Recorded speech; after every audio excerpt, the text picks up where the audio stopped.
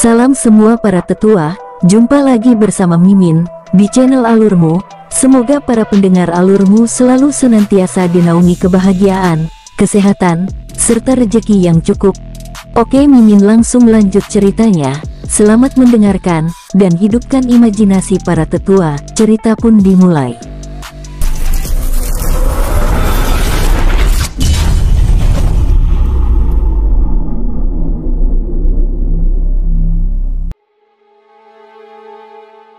Jian Toutian yang telah terluka parah hanya bisa pasrah saat King Ruo mencengkram lehernya dan menariknya keluar dari dalam tanah. Sus, mereka berdua muncul di atas permukaan. Mata tuanya kini terlihat nanar saat melihat semua pasukan yang ikut bersamanya telah terbunuh, bahkan Wei Liandong kini telah menjadi bulan-bulanan Hu San dan kelompoknya. King Ruo, dari mana kamu mempelajari jurus itu? Tanya Jian Toutian dengan suara tercekat. Anda tidak perlu tahu, karena itu adalah rahasia. Oh, aku hampir lupa memberitahumu bahwa aku telah membunuh Jenderal Jin Song dan Jenderal Qiang Shaosheng dengan teknik jurus yang sama. Bahkan aku juga telah mengambil 2 hewan peliharaan Kaisar Qiang Yonggan. Apa? Dengan mata melotot, Jenderal, sebenarnya Anda lebih kuat, bahkan tingkat kultivasi Anda lebih tinggi dariku. Tetapi yang membedakan kita adalah teknik bertarung. Anda mengandalkan kekuatan dan emosi, sedangkan aku menggunakan kekuatan dengan pikiran, serta membaca peluang, ucap King Ruo sambil tersenyum santai. Jian Toutian terdiam sambil memikirkan kata-kata yang baru saja diucapkan oleh King Ruo. Dalam pertempuran sebelumnya, dia menyadari bahwa dirinya begitu emosi dan mudah terprovokasi. Selain itu, dia juga meremehkan kekuatan lawannya serta tidak mendengar nasihat dari orang lain. Mata tuanya menatap ke arah King Ruo dengan sedih. Walaupun kamu muda, tetapi cara berpikirmu benar-benar matang. King Ruo, apakah kamu salah satu jenderal utama pasukan Naga Emas? King Ruo menggelengkan kepalanya. Aku bahkan tidak tahu mereka. Apa? Ucapnya dengan wajah terkejut. Jenderal, perjalananku ke wilayah timur sebelumnya adalah murni untuk pergi ke kerajaan Wanbao Sijian. Aku bahkan tidak menganggap kalian sebagai musuh apalagi ingin berperang, tetapi aku adalah orang yang tidak mau diusik. Maksud Anda, Tuan? King Ruo menghembuskan nafas panjang sambil melepaskan cengkramannya lalu mulai bercerita. Jenderal, aku yang baru saja tiba ke wilayah timur tiba-tiba ditangkap tanpa alasan dan diperlakukan secara semena-mena oleh orang-orang dari kerajaan Chuan. Perlu Anda tahu, aku adalah orang yang memiliki prinsip, mencabut rumput itu haruslah hingga ke akar-akarnya. Walaupun demikian aku tidak melakukannya di tempat ini dan terus menghindari pertempuran, tetapi ketika kalian mendatangiku maka aku tidak akan pernah menolak. Tuan, mengapa Anda menceritakan hal itu padaku? Aku hanya ingin Anda tahu bahwa sebelum bertindak hendaklah berpikir terlebih dahulu, dan ketika Anda sedang memikirkannya saat ini, Anda sudah terlambat. Jian Toutian benar-benar terdiam. Setelah dia memikirkan kata-kata King Ruo, dia menyadari bahwa posisi King Ruo sebagai orang asing yang baru datang dan tiba di wilayah timur tidak mungkin akan membuat masalah. Terlebih lagi di wilayah yang tidak dikenalnya, apalagi membuat kekacauan dan berhadapan dan pihak kekaisaran itu adalah sesuatu yang sangat konyol. Memikirkan hal itu, dia teringat dengan kata-kata King Ruo sebelumnya bahwa dia telah terlambat. Tuan Ruo, mengapa Anda tidak membunuhku? Ucap tanya Jian Toutian. King Ruo tersenyum. Jenderal, jika menuruti ambisi pribadiku, mungkin aku sudah melakukannya. Tapi ada banyak hal yang aku pikirkan. Anda adalah pilar kekaisaran ini, membunuh Anda sama saja aku membunuh banyak orang. Alasannya jelas karena persahabatan dan tanggung jawab. Jenderal, di kekaisaran Hangwo ini aku secara tidak sengaja bertemu dengan orang-orang baik, dan aku menganggapnya sebagai teman dan sahabat. Jika tidak ada kekuatan yang melindungi kekaisaran ini maka itu sama saja aku mendatangkan celaka pada mereka. Adapun prajurit yang telah aku bunuh sebelumnya dan mati dalam pertempuran ini adalah pembelajaran. Mereka yang bertindak dan berbuat itu akan menanggung akibatnya, walaupun itu bukan salah mereka sepenuhnya. Maksud Anda Tuan Jenderal, hidup dan mati prajurit ada di tangan sang pemimpin, jawab King Ruo. Mata tua Jian Toutian menatap King Ruo dengan hormat dan kagum. Kebijaksanaan dan cara berpikirnya menyikapi masalah secara perlahan menghapus penilaian buruknya. Di bawah mereka, Wei Liandong berlutut dengan tubuh bersimbah darah. Tidak hanya itu, tangan kanannya juga telah hilang. Sus, King Ruo muncul di hadapannya. Penguasa, ini. Husan menghampiri King Ruo sambil menyerahkan cincin penyimpanan milik Wei Liandong. Penguasa, apa yang akan kita lakukan padanya? Tanya Tu Hai. Dia adalah orang yang tidak pernah mau belajar, dan tidak ada kesempatan ketiga untuknya. Tuan King Ruo, ampuni aku, ucapnya sambil menangis. Seharusnya Anda belajar dari tindakan Jenderal Yu Zaizi, tapi sudahlah. Anda benar-benar raja yang bodoh, ucap Tu Hai dingin. Tuan, ampuni nyawaku. Bagaimana dengan kerajaanku? Wei Liandong, akan ada orang lain menggantikan Anda, dan semoga saja dia lebih bijak dari Anda. Sus, kilatan cahaya muncul dari telunjuk Husan dan menghancurkan tubuhnya. Duar, semua orang di tempat itu terdiam, lalu mengarahkan pandangannya pada King Ruo yang masih bersama dengan Jian Toutian. Penguasa, bagaimana dengannya? Tanya Jin Han tajam. Dia adalah pengecualian. Jenderal, pergilah. Ingat pesanku, ucapnya sambil memberikan beberapa butir pil embun emas. Tuan, aku Jian Toutian dan disaksikan oleh langit. Aku akan mengingat kebaikan dan budi Anda, ucapnya sambil menangkupkan tangannya dengan hormat lalu pergi dari tempat itu. Xie Wu, Jin Han, jemput Su Zia dan Su Lai. Kita akan segera meninggalkan tempat ini. Baik, setelah Xie Wu dan Jin Han pergi, King Ruo lalu memeriksa cincin penyimpanan Wei Liandong dan menemukan sebuah peta di dalamnya. Akhirnya, ucapnya senang sambil membuka peta tersebut dan mempelajarinya. Itu berarti saat ini kita berada di hutan Becin.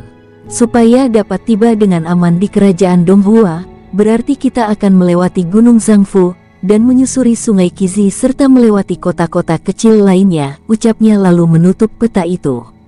Tidak lama kemudian, Xie Wu dan Jin Han kembali bersama masing-masing pasangannya. Su Zia dan Su Lai begitu terkejut saat tiba di tempat itu. Hutan lebat yang sebelumnya hijau kini berubah menjadi padang pasir, dengan cipratan darah dan potongan tubuh terdapat di berbagai tempat. Mari kita pergi, ucap King Ruo sambil bergerak meninggalkan tempat itu dan diikuti oleh rombongannya. 2 kilometer dari tempat itu, Jian Toutian duduk di bawah pohon sedang memulihkan dirinya. 2 serangan beruntun yang diterimanya benar-benar melukai tubuhnya, bahkan teknik tubuh naga yang dimiliki tidak mampu menahan serangan tersebut. Sambil menyerap pil embun emas, Jian Toutian juga sedang berpikir keras mencari cara untuk menjelaskan situasi tersebut. Semoga Yang Mulia Kaisar dapat mengerti, batinnya sambil terus memulihkan diri. Saat dirinya sedang berpikir, tiba-tiba aura yang sangat kuat mendekati tempat tersebut. Sus, Jenderal Xiu Huan dan pasukannya tiba di tempat itu. Jenderal Xiu Huan, ini adalah sisa pertempuran, tapi siapa? Tanya sang komandan penasaran. Jejak auranya begitu baru. Kalian selidiki wilayah hutan ini dan cari jejak mereka. Baik Jenderal. Ratusan prajurit itu lalu bergerak dan menyusuri hutan tersebut. Apakah ini ulah dari King Ruo? Ucapnya membatin. Saat dirinya sedang berpikir, tiba-tiba dirinya mendapat pesan giok jiwa dari Jenderal Qiao Feng. Hais, sudah kuduga. King Ruo itu tidaklah sekuat yang dibayangkan, ucapnya lalu hendak memanggil pasukannya. Tiba-tiba 2 prajurit muncul di hadapannya dengan wajah panik. Jenderal Xiu Huan, ikut kami. Tanpa menunda, Xiu Huan langsung bergerak mengikuti prajurit tersebut. Saat tiba di tempat tujuan, Xiu Huan begitu terkejut saat melihat seorang pria tua yang sedang duduk di bawah pohon besar itu. Jenderal besar, Anda. Jenderal Xiu Huan, Jenderal besar sepertinya terluka parah dan sedang memulihkan diri. Panggil semua prajurit. Baik, ucapnya sambil meninggalkan tempat itu lalu memanggil semua prajurit yang ada untuk datang di tempat itu. Dalam waktu singkat, semua prajurit naga hitam yang datang bersama Xu Huan tiba di tempat itu dengan wajah terkejut. Ternyata sisa kekacauan itu adalah perang yang dilakukan oleh jenderal besar, tapi dengan siapa? Batin semua orang.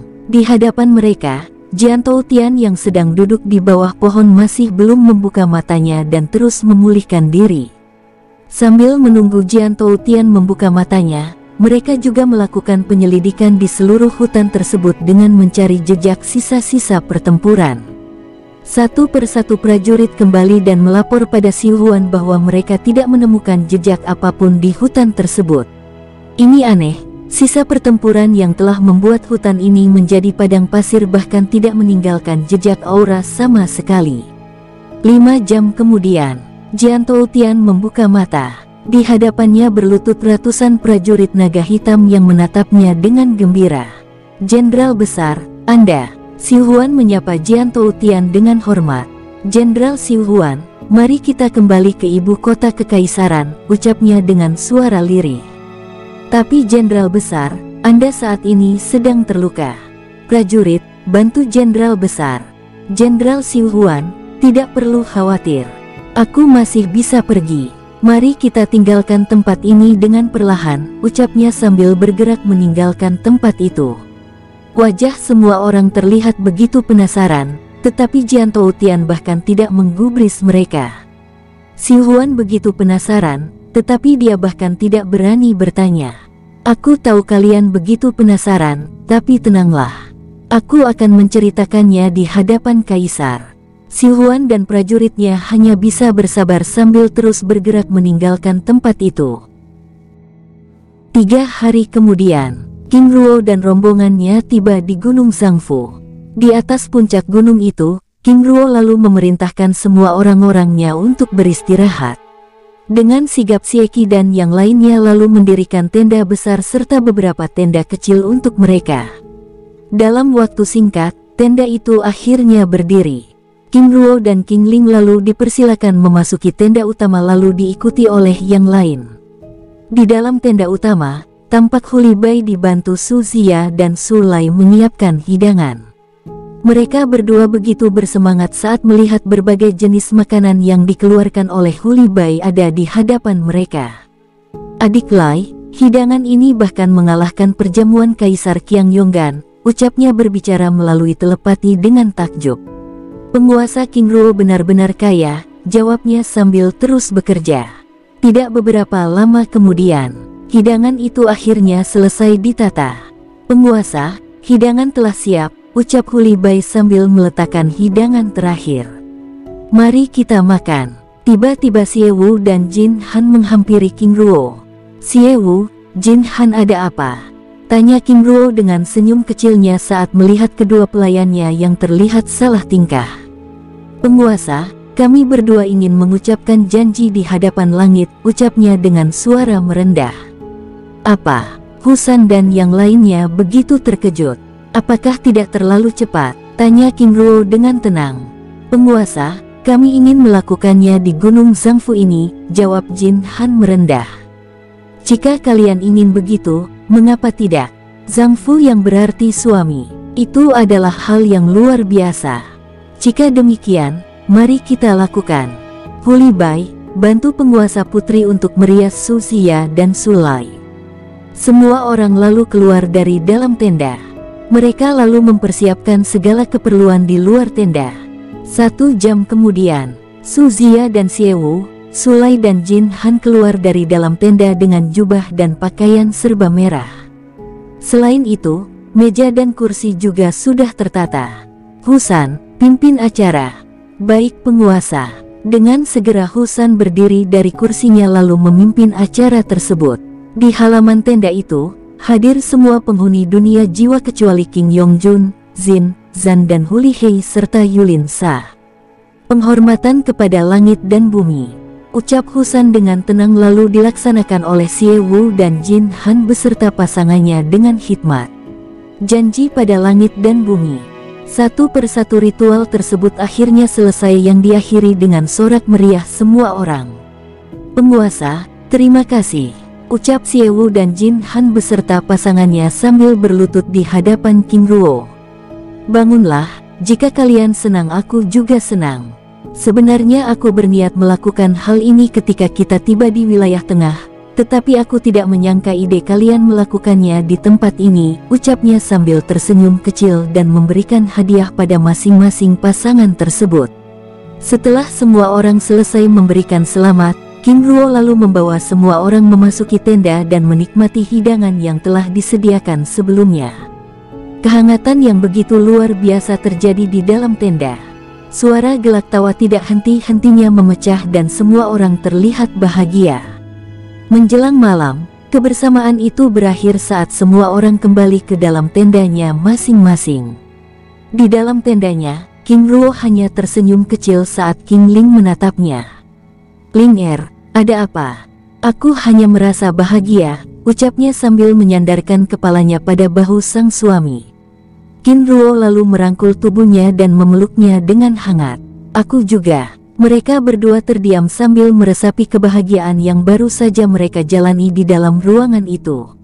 "Baiknya kita beristirahat sebelum melanjutkan perjalanan besok," ucapnya sambil merebahkan diri pada dipan yang telah disediakan di dalam tenda tersebut. "Mimin geser ceritanya, tetua alurmu." Ibu kota Kekaisaran Hangwo. Di dalam istana, Kaisar Qiang Yonggan begitu murka pada Jenderal Qiao Feng dan pasukannya. "Kepala siapa yang kalian bawa ini?" teriaknya dengan keras. Selain memeriksa cincin utama, dia juga merasa cincin para tetua yang diberikan padanya sehingga membuatnya semakin murka. Isinya hanya sampah. Qiao Feng beserta rombongannya yang sedang berlutut di hadapan kaisar hanya bisa menundukkan kepala. Di kursi lain, Jian Wusheng yang pernah melihat pertempuran King Ruo sebelumnya merasa tidak yakin ketika Jenderal Qiao Feng dan pasukannya dapat membunuh King Ruo dengan mudah. Dan dugaannya benar. Saat beberapa kepala itu keluar dari cincin penyimpanan, satu pun tidak ada yang dia kenali. Suasana di dalam ruangan itu begitu tegang. Liu Qiu dan yang lainnya hanya bisa menundukkan kepala. Tidak lama kemudian, Jian Toutian dan Xu Huan beserta beberapa komandan pasukan memasuki ruangan. Kedatangan mereka membuat suasana tegang itu sedikit mencair, karena perhatian semua orang teralih pada rombongan itu. "Yang Mulia Kaisar, hamba Jian Toutian menghadap." "Sampaikan laporanmu," ucap sang kaisar. Jian Toutian yang masih dengan wajah pucat itu lalu mulai memberikan laporan. "Yang Mulia Kaisar, hamba Jian Toutian telah gagal melaksanakan tugas. Hamba siap menerima hukuman," ucapnya sambil berlutut dan menyerahkan lencana emas jenderal. Suasana yang sedikit mencair itu kembali menjadi tegang. Para jenderal yang lain bahkan tidak berani menatap wajah kaisar yang terlihat berubah semakin masam. "Apakah karena gagal menangkap King Ruo, kamu ingin mengundurkan diri?" "Jenderal, ini adalah sikap yang paling aku benci," teriaknya marah. Di hadapannya, Jian Toutian yang sudah memprediksi reaksi sang kaisar tetap diam dan berlutut dengan tenang. "Para jenderalku terbunuh, dan yang lainnya gagal, bahkan dirimu juga demikian. Jika ini terdengar oleh kekaisaran lain, Jian Toutian, jelaskan padaku, apa alasanmu?" teriak sang kaisar murka. "Yang Mulia Kaisar, aku melakukan hal ini karena aku sudah siap menerima hukuman." "Mengapa aku mengambil keputusan ini? Karena Anda pasti akan menugaskanku kembali untuk mengejar King Ruo, dan aku akan menolak perintah itu. Konsekuensinya adalah hukuman mati." "Aku siap mati Yang Mulia," jawabnya dengan tenang. Semua orang yang ada di dalam ruangan itu begitu terkejut. Mereka tidak pernah menyangka bahwa Jian Toutian akan mengatakan hal yang demikian. Qiang Yonggan tersentak, emosi di dalam dadanya begitu membuncah. Dalam kemarahannya itu, Qiang Yonggan berusaha untuk berpikir tenang. Dalam waktu yang sangat lama, ruangan itu begitu hening. "Jenderal Jian Toutian, berikan alasanmu," ucap sang kaisar dengan suara merendah. "Yang Mulia Kaisar, dalam pertempuran hidup dan mati yang baru saja aku lewati, Aku mendapat pelajaran dari seorang pemuda yang tidak aku kenal. Dia yang ingin aku bunuh, dia menasehatiku dengan cara yang luar biasa. Kekuatan dan kecerdikan adalah dua hal yang tidak dapat dipisahkan. Kekuatan adalah dasar untuk dapat kita melakukan segala sesuatu yang kita inginkan, tetapi tanpa kebijaksanaan untuk berpikir cerdik, kita sama saja bertindak konyol, ucap sang jenderal menjelaskan. Semua orang di dalam ruangan itu tetap terdiam, bahkan Qiang Yonggan menjadi semakin penasaran dengan apa yang disampaikan oleh Jian Toutian. Yang mulia Kaisar, kita telah memburu orang yang salah, dan dia masih memberikan kita kesempatan untuk memperbaiki kesalahan itu. Jian Toutian, apa maksudmu? Ucap sang Kaisar. Yang mulia Kaisar, King Ruo yang kita buru ternyata bukan orang sembarangan. Aku bahkan dilukai dengan satu serangan tunggal. Walaupun demikian, semua yang ikut bersamaku dibunuhnya. Dia sangat muda dan tenang, dan satu hal lagi, dia tidak berasal dari wilayah timur ini. Apa? Semua orang mulai bergumam dan berbisik-bisik, bahkan Qiang Yonggan semakin penasaran. Jenderal, jelaskan padaku, mengapa dia tidak membunuhmu? Ucap tanya sang Kaisar. Yang mulia Kaisar, alasannya sangat sederhana, dia tidak membunuh dan melepaskanku, karena dia menghormatiku sebagai pilar kekaisaran yang bertanggung jawab untuk melindungi kekaisaran Hanguo. Dengan membunuhku itu sama saja dia melemahkan kekuatan kekaisaran dan menciptakan kekacauan, ucap sang jenderal menjelaskan. Lalu mengapa dia membunuh prajurit kita? Yang mulia Kaisar, hidup dan mati prajurit ada di tangan pemimpin. Tanpa perintah, mereka tidak akan terbunuh. Selain itu, di dunia yang keras ini jika tidak membunuh maka terbunuh. Aula istana kekaisaran tiba-tiba menjadi hening. Pernyataan Jian Toutian menyiratkan bahwa Qiang Yonggan adalah orang bertanggung jawab atas kematian prajurit, serta seorang kaisar yang tidak bijaksana. Liu Qiu serta semua orang yang hadir di tempat itu hanya bisa terdiam dan menundukkan kepala. Qiang Yonggan mendesah panjang. Itu karena salahku yang bertindak gegabah bahkan tanpa melakukan penyelidikan. Sebagai seorang kaisar seharusnya aku lebih tenang dan bijaksana, terutama menyikapi situasi yang terjadi. Jenderal Jian Toutian, jika King Ruo bukan dari timur, apakah dia menjelaskan alasan keberadaan dan tindakannya di kekaisaran Hanguo ini? Sang Kaisar bertanya. Yang mulia Kaisar, King Ruo mengatakan bahwa perjalanannya ke wilayah timur adalah murni untuk pergi ke kerajaan Wanbao Sijian. Dia bahkan tidak ingin membuat masalah, apalagi ingin berperang. Saat itu dia dalam keadaan terluka tiba di Pulau Wugu, tetapi langsung ditangkap tanpa alasan dan diperlakukan secara semena-mena oleh orang-orang dari kerajaan Chuan. Setelah dia berhasil memulihkan diri, dia melakukan pembalasan dan mengacau di tempat itu, lalu tanpa sengaja menemukan bola kristal ungu yang ditempatkan di pulau, bahkan bola kristal hitam yang ada di hutan Huangyu. Qiang Yonggan dan semua orang yang ada di tempat itu akhirnya mengerti akar dari kekacauan tersebut. Jenderal besar, apa dia menyebutkan asal-usulnya? Tanya Jian Wusheng membuka suara. Jian Toutian menggelengkan kepalanya. Dia tidak pernah mengatakan dari mana dia berasal, tetapi yang pasti dia tidak berasal dari wilayah timur. Apakah dia berasal dari daratan ilahi? Qiang Yonggan serta semua orang membatin. Menurut mereka, hanya orang dari daratan ilahi yang dapat memasuki wilayah timur ataupun kultivator dari wilayah lain yang sangat kuat. Jenderal besar, apakah dia tidak berniat untuk mengembalikan benda itu? Tanya Liu Qiu. Jian Toutian menggelengkan kepalanya.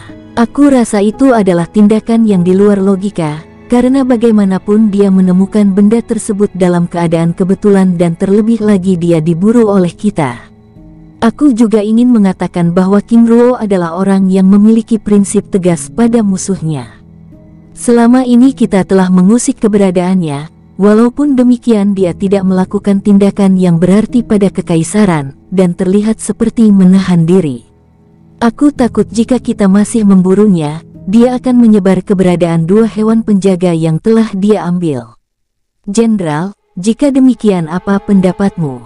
Tanya Qiang Yonggan melunak. Sebaiknya kita melepaskannya walaupun harus mengalami kerugian yang sangat fatal, ucap Jiantou Tian lirih.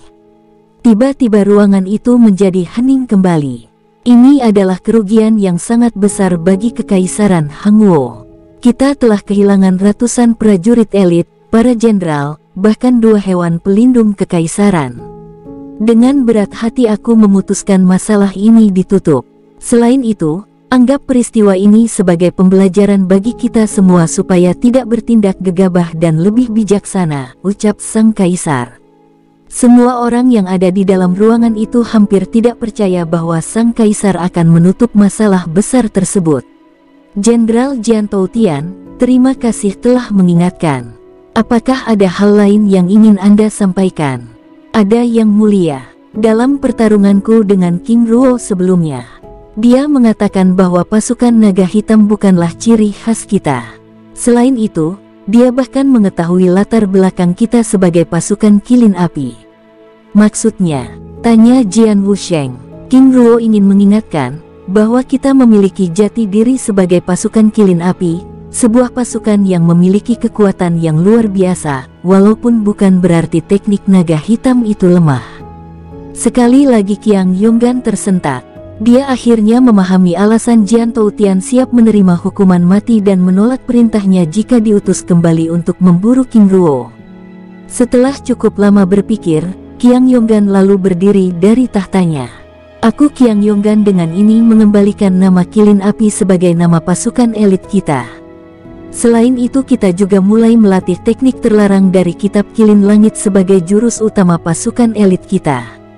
Jenderal Jiantou Tian, aku serahkan semua padamu. Baik yang mulia. Setelah berkata-kata, Qiang Yonggan lalu meninggalkan ruangan itu, sedangkan Jiantou Tian yang diberi tugas lalu mengambil alih pasukan dan memberi pengarahan serta membubarkannya. Mimin geser ceritanya. Di puncak Gunung Zhangfu, di dalam tendanya, King Ruo dan King Ling beristirahat dengan tenang. Kakak Ruo, apakah tidak berbahaya jika kita berlama-lama di tempat ini? Ling aku tahu itu, tapi mereka perlu beristirahat untuk memulihkan diri. Selain itu jika pihak kekaisaran masih mengejar hingga kita tiba di kerajaan Donghua, maka aku akan mendatangi Qiang Yonggan dan membunuhnya. Jika demikian, kapan kita akan segera pergi? Tanya King Ling. Aku rasa besok malam kita sudah bisa pergi, jawab King Ruo. Kalau begitu, aku ingin menemui Jun ucap King Ling. Oh ya, kebetulan sekali. Aku juga ingin mengerjakan sesuatu di dalam dunia jiwa. Ling masuklah dulu, ucap King Rui sambil membuka dimensi dunia jiwa. Tanpa menunda, King Ling lalu memasuki dimensi dunia jiwa.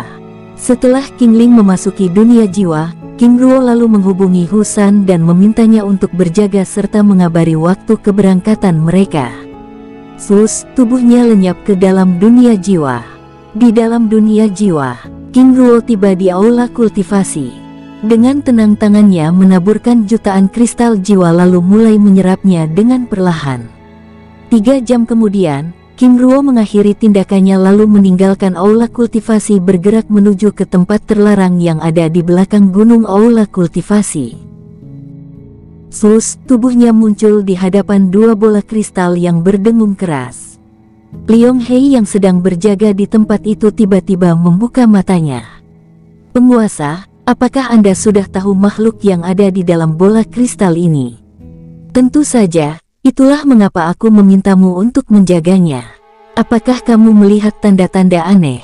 Ucap tanya King Ruo. Ada penguasa, kedua bola kristal itu beberapa kali bergetar, tetapi tidak lama kemudian tenang kembali. Bagus, itu berarti lingkungan ini tidak membuat mereka terusik. Liong Hei, menjauhlah. King Ruo meminta roh naga hitam yang kini berkepala 3 tersebut untuk meninggalkan tempat itu. Tetapi penguasa, jangan gegabah. Aku dapat merasakan aura yang sangat kuat dari kedua bola kristal ini. Liong Hei, terima kasih sudah mengingatkan dan aku tahu itu, ucapnya sambil menciptakan perisai perlindungan tingkat tinggi dan meminta Liong Hei untuk menjaganya. Di dalam kubah perisai perlindungan raksasa, King Ruo lalu menghampiri bola kristal ungu. Saat King Ruo mendekatinya, bola kristal yang ditempatkan di tengah 4 pilar raksasa dengan kekuatan segel tingkat tinggi itu mulai bergetar. Sus, rantai jiwa dan berbagai jenis mantra formasi memasuki bola kristal ungu raksasa tersebut. Bola kristal itu bergetar dan berdengung dengan kuat. King Ruo juga mengirimkan kekuatan darahnya dan membuatkan segel kontrak darah pada makhluk yang ada di dalam bola kristal tersebut. Bola kristal itu mulai retak. Sus, aura yang sangat kuat keluar dan menindas King Ruo bersamaan dengan hancurnya bola kristal yang berubah menjadi debu. Bahkan ada ledakan itu juga merobohkan keempat pilar raksasa yang menyegelnya. Sangat kuat, King Ruo membatin sambil tetap berdiri dengan tenang. Groar, raungan keras bergema dan menghancurkan perisai yang diciptakan oleh King Ruo sebelumnya. Sus, perisai perlindungan itu pulih kembali. Di hadapan King Ruo, muncul seekor makhluk yang mempunyai kombinasi bentuk yang unik menatap King Ruo dengan tajam. Wajahnya seperti singa, bertanduk rusa, dengan badan yang mirip naga. Selain itu, tubuhnya diselimuti oleh sisik dan api ungu. Groar, raungannya sekali lagi bergema dengan aura yang menindas dan mendominasi menatap King Ruo dan penuh selidik. Kamu bukan seperti tuanku, dan terlihat seperti seorang pencuri, ucapnya tiba-tiba. Bagaimana bisa makhluk yang begitu bijaksana mengatakan hal yang demikian? Jawab King Ruo dengan tenang. Sus, kilin api ungu itu meningkatkan aura penindasannya menekan King Ruo. Aku mengenal tuanku. Siapa kamu yang begitu lancang ingin melakukan kontrak darah dengan paksa? Bukankah itu tindakan seorang pencuri? Sebagai hewan yang paling bijaksana, kata-katamu hampir sepenuhnya benar, tapi sebagian besarnya salah, jawab King Ruo dengan tenang sambil melawan penindasan yang dilepaskan oleh kilin api ungu tersebut. Kilin merupakan makhluk yang bijaksana dan cerdas di antara para makhluk lainnya. Sebagai hewan langit, tubuhnya memiliki kekuatan langit yang luar biasa. Oleh karena itu, keberadaannya selalu dihormati dan dijadikan sebagai hewan pelindung. Di hadapan King Ruo, kilin api ungu yang merupakan hewan pelindung kekaisaran Hanguo itu begitu heran. Matanya tajam terus menatap manusia yang begitu tenang di hadapannya dengan penasaran. Siapa bocah ini? Mengapa dia begitu menarik, batinnya? Aku King Ruo. Aku ingin menjelaskan serta menjawab pertanyaan Anda sebelumnya. Hal pertama, wajar jika Anda tidak mengenal diriku karena aku bukan Kaisar Qiang Yonggan. Hal kedua, sangat wajar jika Anda tidak mengenal tempat ini, karena ini adalah dunia jiwaku. Dan hal ketiga, aku bisa mengetahui isi dalam hati setiap makhluk yang tinggal di dunia jiwaku, lalu wajar jika aku membangunkan Anda dengan mengirimkan kontak darah. Apakah Anda tahu alasannya? Ucap King Ruo. Kilin api ungu itu terdiam dan sepertinya menunggu penjelasan selanjutnya. Itu karena aku tanpa sengaja menemukan Anda di dalam bola kristal ungu di Pulau Wugu. Aku melakukan kontrak darah untuk membangunkan Anda. Apakah kamu tidak takut aku akan membunuhmu? King Ruo tertawa kecil. Takut? Itu adalah hal yang tidak akan Anda jumpai padaku. Lagi pula aku tidak yakin Anda melakukannya. Walaupun terlihat santai, King Ruo terus menggunakan kekuatan sejatinya melawan penindasan sang kilin api ungu yang dia yakini memiliki tingkat kultivasi di atas Dewa Surga. Kalian para makhluk lemah selalu saja melakukan sesuatu di luar nalar. Apakah kamu berpikir kamu seorang penguasa atau kaisar? Jika bukan, kamu tidak memiliki syarat itu. Aku hanya mengabdi pada mereka yang memerintah supaya dapat mengajar mereka kebijaksanaan dan membantu mereka untuk melindungi kehidupan rakyatnya, ucap sang kilin api ungu. Apakah itu syarat utama? Tanya King Ruo sambil menyeringai. Ya, selain itu kamu juga harus memiliki kekuatan dan dapat mengalahkanku. Jika tidak, maka biarkan aku pergi. King Ruo meregangkan tubuhnya dengan santai. Kilin api ungu, kalian adalah ras yang paling kuat dengan kultivasi tak terbatas. Walaupun demikian, kalian memiliki kelemahan karena tidak dapat mengubah diri menjadi manusia. Adapun syarat-syarat yang Anda berikan, aku rasa itu sangat berat dan tidak berkeadilan. Mengapa bisa demikian? Itu adalah aturan langit. Haha, apa aturan langit? Kilin api ungu, Anda bicaranya saja tentang kebijaksanaan, perlindungan, kehidupan dan lain sebagainya. Tapi apakah mungkin jika ada orang yang lemah meminta bantuan pada orang yang lebih kuat untuk menolongnya, tetapi sang penolong mengajukan syarat seperti itu? Mengapa tidak Anda bunuh saja yang lemah itu supaya tidak minta tolong kepada Anda?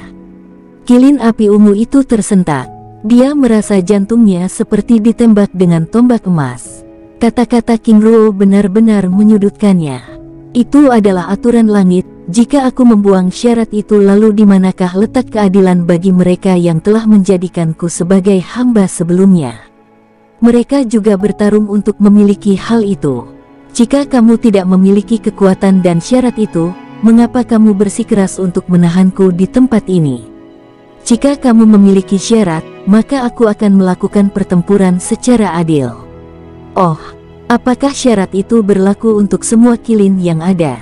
Lalu pertempuran yang adil seperti apakah yang Anda maksud? Ucap King Ruo bertanya. Syarat itu berlaku untuk semua ras kilin. Dalam pertempuran aku akan menurunkan kekuatanku sesuai dengan tingkat kultivasi yang dimiliki oleh lawan. Jika demikian, aku setuju, ucap King Ruo sambil melepaskan perisai perlindungan lalu menghampiri bola kristal hitam yang tersegel di tengah pilar raksasa. Apa, kamu? Kilin api ungu begitu terkejut saat melihat bola kristal hitam itu. Apakah Anda mengetahuinya? Tanya King Ruo berpura-pura terkejut. Tentu saja, dia adalah saudaraku. Ternyata dugaanku benar. Kamu benar-benar telah mencuri kami dari Tuan sebelumnya. Aku akan menjelaskan itu pada kalian, tapi itu nanti, ucap King Ruo sambil mengirimkan beberapa segel pada bola kristal hitam tersebut. Tidak hanya itu, King Ruo juga mengirimkan kekuatan darah untuk membangunkannya. Bola kristal hitam itu mulai retak. Mengantisipasi ledakan yang terjadi sebelumnya, King Ruo lalu menciptakan perisai perlindungan tambahan. Bersamaan dengan terciptanya kubah raksasa di tempat itu, bola kristal itu langsung meledak. Dum, sus, debu beterbangan. Di tengah kehancuran itu, seekor makhluk yang menyerupai kilin api ungu dengan tubuh yang diselimuti dengan sisik dan api hitam menatap King Ruo dengan tajam. Manusia, kamu.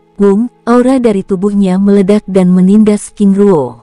Kilin api hitam itu memiliki temperamen yang penuh amarah dan murka, berbeda dengan kilin api ungu yang tenang dan santai. Saudara, siapa manusia ini? Mengapa kita ada di tempat ini? Ucapnya berbicara dengan kilin api ungu dengan nada dingin. Dia adalah King Ruo. Dia begitu berambisi untuk menjadikan kita sebagai hambanya. Dan dia menantang kita dalam pertarungan yang adil. Lalu bagaimana kita berada di tempat ini, aku juga tidak tahu. Sebelumnya dia menjelaskan padaku bahwa dia tidak secara sengaja menemukanku di Pulau Wugu, tetapi setelah kehadiranmu aku yakin, dia telah mengambil kita secara tidak adil. Hahaha, dari syarat pertama saja dia sudah tidak termasuk, apalagi dengan tingkat kultivasinya yang hanya berada di tingkat Dewa Langit. King Ruo, apakah kamu ingin mati?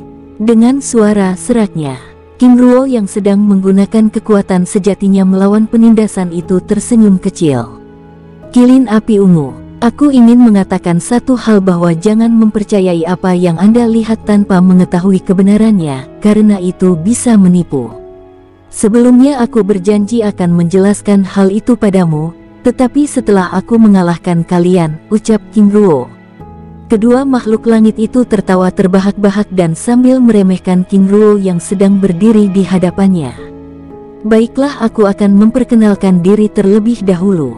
Aku King Ruo adalah pewaris tunggal tahta klan Dewa Luo, penguasa daratan ilahi wilayah selatan, ucapnya sambil menunjukkan lencana emas berbentuk burung phoenix dengan giok biru di tengah dadanya yang memiliki kekuatan petir kuno pada kedua kilin api tersebut. Apa? Kedua kilin api sangat terkejut dan mereka bahkan hampir menjatuhkan rahangnya. Mereka benar-benar tidak menyangka bahwa yang berdiri di hadapannya adalah orang yang memiliki terah kekuasaan yang lebih tinggi dari para raja dan kaisar yang ada di benua teratai biru. Sikap angkuh dan gelak tawa mereka tiba-tiba terhenti lalu saling berpandangan. Apakah pertarungan ini dapat dilanjutkan? Tanya King Ruo membuyarkan keterkejutan mereka. Kedua kilin api itu menganggukkan kepalanya. Baik, mari kita mulai, ucap King Ruo sambil menciptakan perisai perlindungan dan menutup seluruh area di tempat itu. Kilin api ungu lalu menjelaskan aturan pertempuran tersebut. Anda dapat menggunakan seluruh kekuatan dan senjata yang Anda miliki.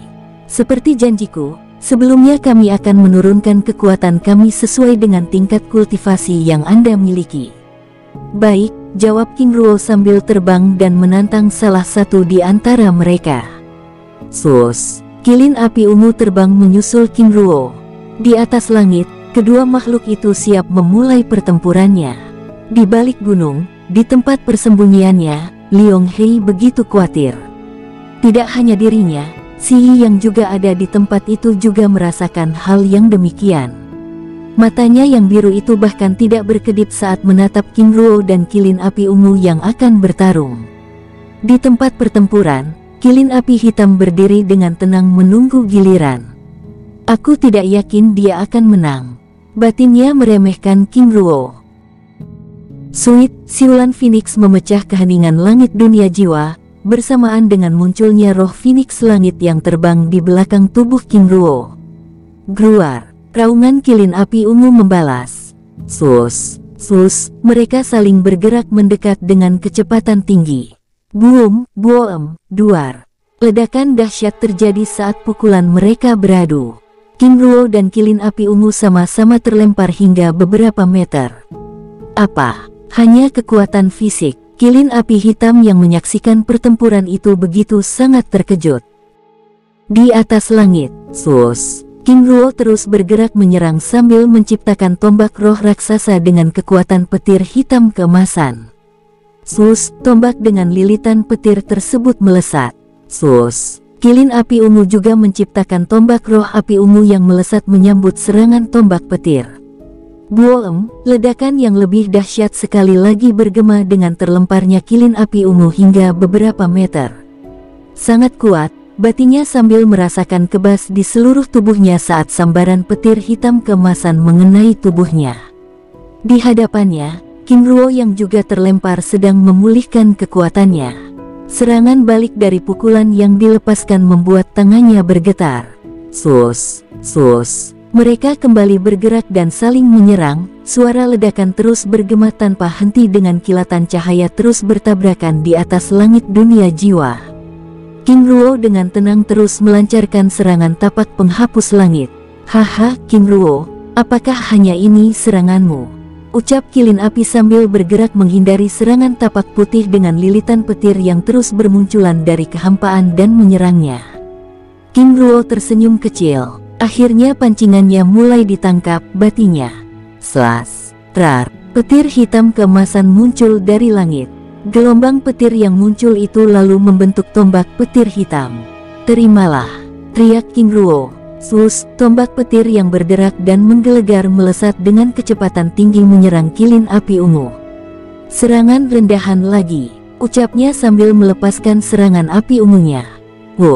Boom. Mereka berdua sekali lagi terlempar. Walaupun demikian, King Ruo langsung bergerak dan melepaskan serangan tombak petirnya. Sungguh fisik dewa, ucap kilin api ungu membatin. Sambil melepaskan api ungunya. Tapak penghapus langit muncul menampar api ungu dengan suara ledakan sehingga membelokkan serangannya, sedangkan tombak petir yang memiliki kekuatan petir abadi melesat dengan kecepatan tinggi tanpa dapat dihindari. Boom, ledakan dahsyat yang sangat luar biasa, bahkan menghancurkan perisai perlindungan yang diciptakan King Ruo. Bersamaan dengan itu, kilin api ungu terlempar dari langit hingga menghantam tanah dan terbenam hingga beberapa meter. Di atas langit, King Ruo yang juga terlempar tersenyum kecil. Sebelumnya dia terus melepaskan serangan tapak penghapus langit dengan petir hitam keemasan, tetapi itu adalah serangan petir biasa tanpa kekuatan petir abadi. Dari tempatnya terlempar, kilin api ungu keluar dengan merangkak, tubuhnya kebas, bahkan hampir mati rasa. Selain itu, darah segar terus menetes dari tubuhnya. Sungguh serangan tombak petir yang berbeda, batinnya. King Ruo menghampirinya sambil menciptakan tombak petir raksasa. "Aku menyerah," ucap kilin api ungu. King Ruo tiba-tiba menghentikan serangannya dan menarik tombak petir abadi yang telah diciptakannya. Sus, roh Phoenix langit lenyap. King Ruo lalu memberikan kilin api ungu itu pil embun emas, serta beberapa pil ajaib lainnya untuk memulihkan lukanya. Selain itu, King Ruo juga menarik kekuatan petir abadi yang masih melilit tubuhnya. "Aku mengaku kalah, seranganmu sungguh mematikan," ucapnya sambil memulihkan dirinya. "Terima kasih.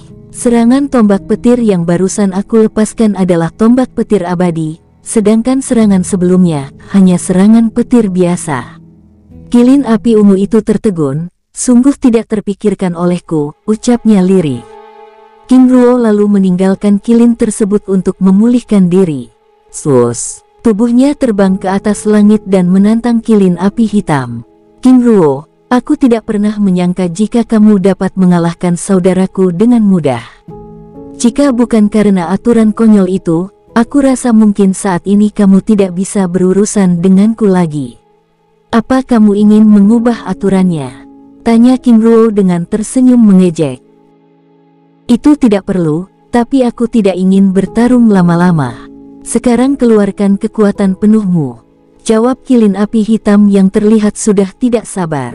King Ruo tersenyum. Sepertinya kilin api hitam ini juga sudah terpancing, batinnya senang.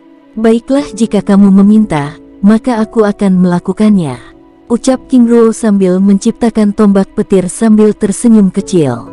"Cih, serangan itu lagi, sungguh trik murahan," ucapnya sambil menyiapkan serangannya untuk menyerang. Tombak petir yang berderak-derak itu melesat. Boom! Ledakan dahsyat mengguncang langit dunia jiwa.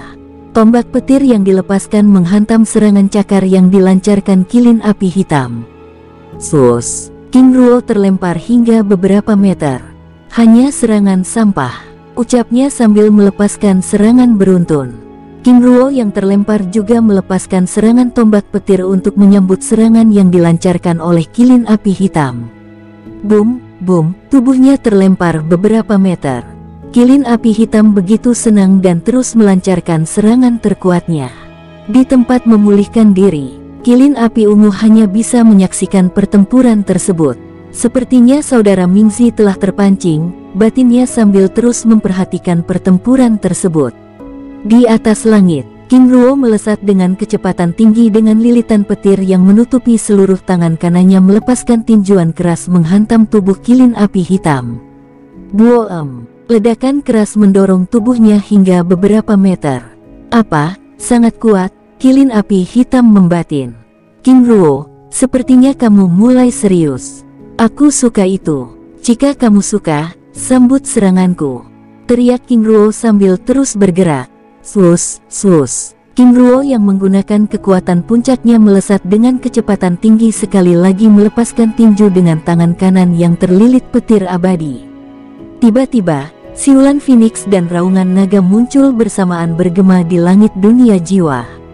Boom! Ledakan yang sangat dahsyat bergema dan menghancurkan perisai kubah langit yang diciptakan. Dari atas langit, tubuh kilin api hitam terlempar hingga menghantam tanah dan terbenam di dalamnya. Serangan tapak naga emas ilahi dengan kombinasi petir Phoenix ilahi benar-benar luar biasa.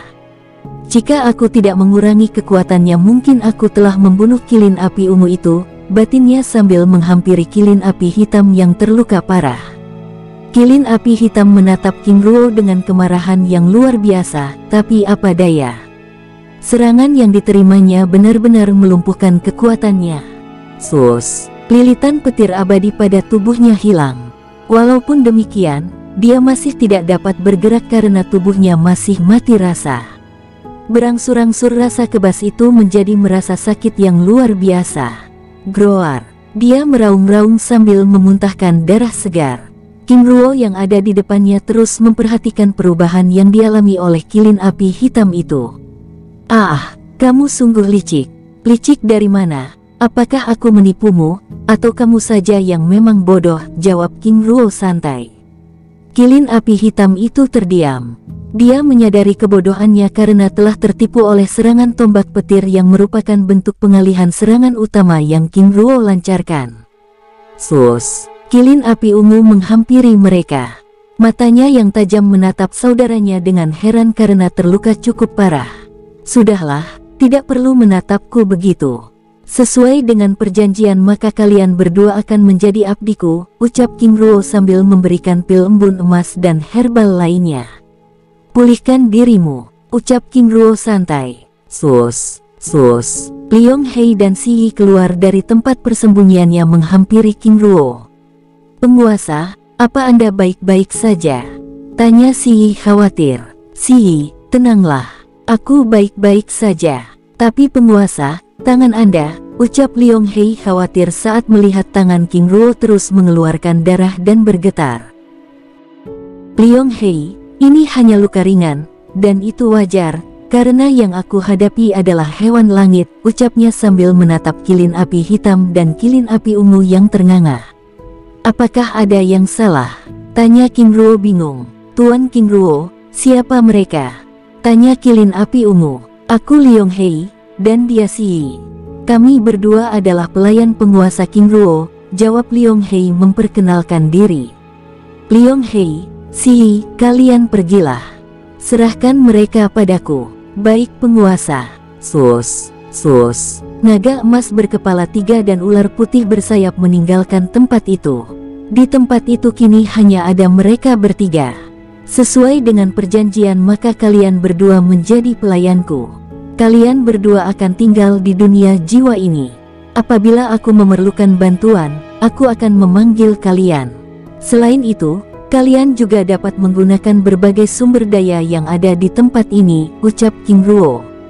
Kedua kilin api itu terdiam dan menganggukkan kepalanya. Penguasa muda King Ruo, aku Huo Soudao siap mengabdikan diri pada Anda. Kilin api ungu memperkenalkan diri sambil memberikan setetes kekuatan darahnya pada King Ruo.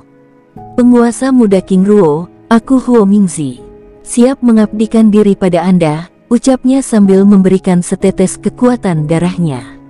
Setelah menerima kekuatan darah dari kedua kilin api tersebut, King Ruo lalu melepaskan kekuatan darah emasnya sambil melakukan perjanjian darah dengan mantra jiwa langit.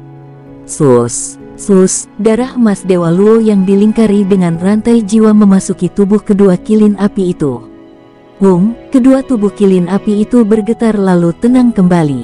Kalian berdua dan diriku telah terikat dengan hubungan darah, dan kalian tahu itu. Oh, aku hampir lupa jika aku berhutang penjelasan pada kalian berdua. King Ruo lalu menjelaskan perjalanannya menemukan kedua kilin api tersebut. Dia memulai kisahnya saat meninggalkan wilayah selatan benua teratai biru dengan keadaan terluka, tiba di Pulau Wugu, ditangkap dan diburu hingga melewati hutan Huanyu dengan rincin. Itulah kebenarannya, ucap King Ruo sambil mengakhiri penjelasannya.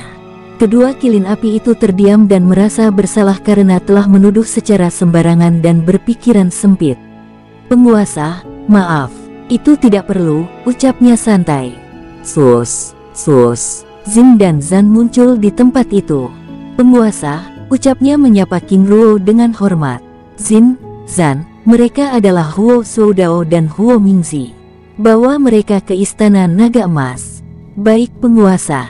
Huo Soudao, Huo Mingzi, pulihkan diri kalian. Apabila ada pertanyaan dan memerlukan sesuatu, tanyakan pada Zin dan Zan. Baik penguasa. Setelah selesai berkata-kata King Ruo lalu meninggalkan tempat itu menuju aula kultivasi untuk memulihkan diri. Huo Soudao dan Huo Mingzi menatap kepergian King Ruo dengan hormat. Mereka berdua tidak pernah menyangka akan dikalahkan dengan begitu mudah. Saat leluhur klan Qiang menaklukkan mereka bahkan bertempur selama 3 hari, itu pun melawan puluhan kultivator tingkat tinggi. Saudara, sebaiknya kalian berdua ikut kami untuk memulihkan diri, ucap Zin mengejutkan lamunannya. Baik saudara, jawab kedua kilin api itu bersamaan lalu bergerak mengikuti Zin dan Zan. Mereka terbang dengan santai menuju istana naga emas yang merupakan istana Zilong. Huo Soudao dan Huo Mingzi menanyakan banyak hal kepada Zin dan Zan, mulai dari dunia jiwa dan latar King Ruo dan keberadaannya di daratan tengah. Sepanjang perjalanan, Jin dan Zan menjawab semua pertanyaan kedua kilin api itu dengan panjang lebar dan rinci, sesuai dengan yang mereka ketahui. Di tempat lain, di aula kultivasi, 2 jam kemudian, King Ruo selesai memulihkan diri dan meninggalkan tempat itu menuju selatan dunia jiwa. Sus, King Ruo muncul di gazebo giok biru. Ayah, ucap King Yong Jun menyambut kedatangannya dengan gembira. Jun kamu, ayah, aku dan ibu baru saja selesai memanen buah-buahan abadi serta mengawasi danau Jingshen dan mengumpulkan kristal jiwa di sana. Anak ayah sangat rajin. Jun dulu itu adalah pekerjaan kakakmu Zilong, dan dia sangat senang melakukannya. Apakah benar ayah? King Ruo menganggukkan kepalanya. Ayah kemarilah, ucap King Yong Jun sambil mempersilakan King Ruo duduk. Jun terima kasih. King Ruo lalu duduk dan bersantai bersama anak dan istrinya. Mereka berbincang-bincang dengan santai dan menceritakan banyak hal. Bahkan King Ruo juga menceritakan bahwa dirinya telah memiliki 2 pelayan baru, yaitu kilin api ungu dan kilin api hitam. Ayah, apakah aku boleh menunggangi mereka? Tanya Yong Jun dengan penuh semangat. Tentu saja boleh, tapi kamu harus berlatih dengan kuat supaya dapat mengimbangi kekuatan mereka. Baik ayah. Di sisinya, King Ling hanya tersenyum-senyum kecil sambil menyimak pembicaraan kedua orang yang sangat disayanginya dengan bahagia. Mereka berbincang-bincang hingga menjelang malam. Jun beristirahatlah, kami akan segera melanjutkan perjalanan ke wilayah timur. Baik, ayah, ibu hati-hati. King Ruo tersenyum hangat sambil memeluknya. Tenanglah, semuanya akan baik-baik saja dan ingat kamu berlatihlah yang rajin, ucap King Ruo sambil membawanya ke istana giok biru. Setelah berpamitan, King Ruo dan King Ling lalu meninggalkan tempat itu. Kakak, apa kita tidak menjenguk Huli Hei terlebih dahulu? Tanya King Ling. Tentu saja, aku memang ingin mengawasinya, ucapnya sambil meninggalkan istana giok biru lalu bergerak menuju istana naga emas. Di dunia luar, Husan dengan tenang duduk di halaman tenda utama ditemani oleh Huli Bai. Sus, Sieki dan Sieba muncul di hadapan mereka. Saudara Sieki, saudara Sieba, bagaimana? Saudara Husan, semuanya baik-baik saja. Tidak ada tanda-tanda, bahkan hal yang berbahaya di gunung ini, apalagi pasukan naga hitam yang mengikuti kita, jawab Sieba. Jika demikian, kalian berdua beristirahatlah sebelum penguasa keluar dari dunia jiwa. Baik, jawab mereka berdua bersamaan sambil meninggalkan tempat itu. Di dunia jiwa, King Ruo dan King Ling tiba di istana naga emas disambut oleh Huli Hei, Huo Zoudao, Huo Mingzi, dan Yulin Sa yang sedang memulihkan diri. Penguasa, ucap mereka dengan hormat. Tidak perlu bergerak, aku hanya singgah sebentar, ucap King Ruo sambil memeriksa keadaan mereka. Kakak, apakah dia benar? Hormat pada penguasa putri. Aku Huo Zoudao dan Huo Mingzi, ucap kedua kilin api menyapa King Ling dengan hormat. Pulihkan diri kalian. Jika perlu sesuatu, mintalah pada Jin dan Zan. Baik penguasa putri, terima kasih. Kami berdua akan pergi. Kalian semua pulihkan diri. Baik penguasa. Setelah berkata-kata, King Ruo dan King Ling meninggalkan mereka. Tubuh mereka berdua muncul di dalam tenda dan mendapati Husan dan Huli Bai yang sedang berjaga di depan tenda. Husan, kita akan segera pergi. Baik penguasa, ucapnya lalu mengumpulkan semua orang. Selain itu dia juga membantu Xie Wu dan yang lainnya merapikan tempat itu. 15 menit kemudian, apakah tidak ada lagi yang ketinggalan? Tidak ada penguasa, semuanya telah beres, jawab Xie Wu. Setelah memastikan tidak ada barang yang tertinggal serta jejak aura di tempat itu, King Ruo dan King Ling lalu bergerak memimpin kelompoknya menuju Sungai Qizi. Kelompok itu terus bergerak melintasi langit malam dengan tenang. Setelah terbang selama 3 jam dan memastikan situasi benar-benar aman, King Ruo tiba-tiba berhenti di atas awan, sehingga membuat rombongan itu terheran-heran. King Ruo hanya tersenyum kecil. Si Yi muncul di hadapan mereka. Apa? Su Zia dan Su Lai terkejut ketakutan sambil memeluk suaminya. Kehadiran ular putih bersayap dengan mata biru dan tubuhnya yang begitu besar mengejutkan mereka berdua. Zia dia adalah Si Yi, salah satu pelayan penguasa, dan sama seperti kita, ucap Xie Wu menjelaskan. Su Zia, Su Lai, maaf mengejutkan kalian berdua, ucap King Ruo sambil meminta mereka semua untuk naik ke atas punggung ular bersayap putih tersebut. Satu persatu mereka menaiki punggung ular itu. Setelah semuanya naik, King Ruo lalu meminta Si Yi untuk bergerak. Si Yi, berangkat. Baik penguasa. Perisai transparan muncul dan melindungi mereka yang ada di atas punggungnya. Kecepatan puncak hewan tingkat dewa langit bergerak membelah awan dengan kecepatan tinggi. Su Lai dan Su Zia yang duduk di sisi suami mereka tercengang kagum, karena selama berada di gunung angin, sekalipun mereka tidak pernah melihat hewan seperti itu, apalagi dengan tubuh yang sangat besar. Yang membuat mereka semakin kagum adalah saat Xie Wu menjelaskan bahwa Si Yi merupakan hewan tingkat dewa langit yang ditaklukkan oleh King Ruo di dunia neraka kuno. Sebelum menjadi ular bersayap putih, Si Yi adalah ular bersayap hitam yang merupakan hewan dengan kekuatan ilusi, ucap Xie Wu berbicara melalui telepati kepada mereka berdua. Su Lai dan Su Zia menatap ke arah King Ruo dan King Ling dengan hormat sambil mendengarkan penjelasan Xie Wu. Kalian semua dapat berlatih dan berkultivasi. Jika ada sesuatu, kami akan membangunkan kalian, ucap King Ling sambil menatap mereka yang berada di belakang. Baik penguasa putri, jawab mereka bersamaan. Xie Wu, Jin Han, kemarilah. Dengan segera kedua pelayan itu menghampiri King Ling. Berikan kepada istri kalian, ucapnya sambil menyerahkan dua kitab tingkat tinggi. Penguasa putri, terima kasih, ucap mereka sambil berlutut dengan hormat. Hais, kalian ini tidak perlu melakukan hal demikian, ucap King Ling tegas. Baik, jawab Jin Han dan Xie Wu sambil berdiri lalu meninggalkan tempat itu. Mereka berdua lalu menghampiri masing-masing istri mereka dan menjelaskan kitab yang diberikan oleh King Ling kepada mereka. Mereka berdua merasa sangat bahagia, terlebih lagi mereka juga mengetahui bahwa akar roh kultivasi istri mereka merupakan elemen es yang seharusnya mempelajari kitab-kitab jurus es, tapi karena kelangkaan kitab tingkat tinggi di desa Senlin, mereka hanya mempelajari kitab jurus angin yang sebenarnya tidak sesuai dengan akar kultivasi mereka. Yang membuat mereka berdua begitu terharu, ternyata sang penguasa putri mereka telah memperhatikan hal itu. Melalui telepati, Jin Han dan Xie Wu lalu menjelaskan kitab tingkat tinggi itu pada masing-masing istri mereka. Terima kasih penguasa putri, ucap Su Zia dan Su Lai sambil berlutut dengan hormat. Berdirilah, dan berlatihlah dengan baik, ucap King Ling.